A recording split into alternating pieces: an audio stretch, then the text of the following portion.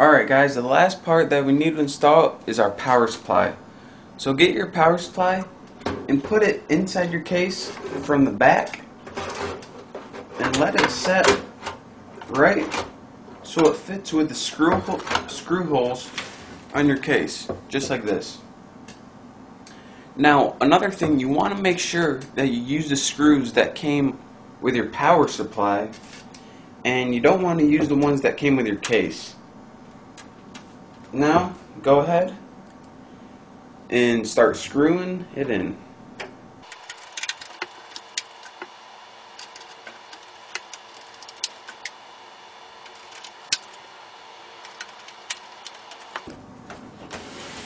And there you go.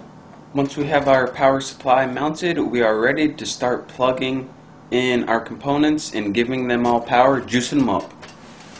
The first thing I hook up is our 24-pin main motherboard connector, and to do this it's real easy. Just push that in until it clicks. Come on, baby. There you go.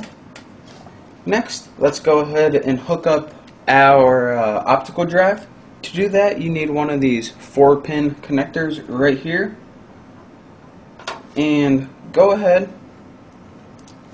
take your 4-pin connector and plug that right in to your optical drive.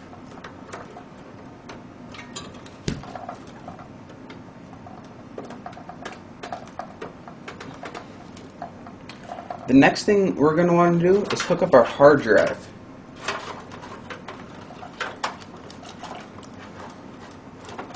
So let's go ahead and take our 4-pin connector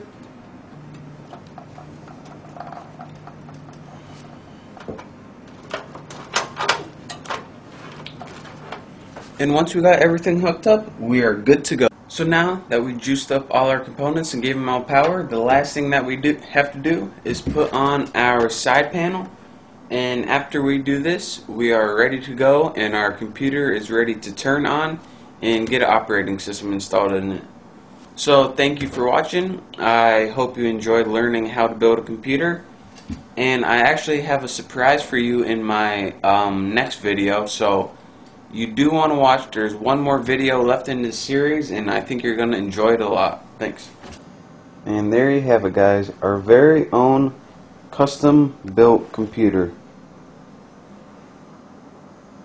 And again, one last time, I am going to have a surprise for you in my next video, and all of you will enjoy it very, very much. So make sure to watch my next video. Thanks.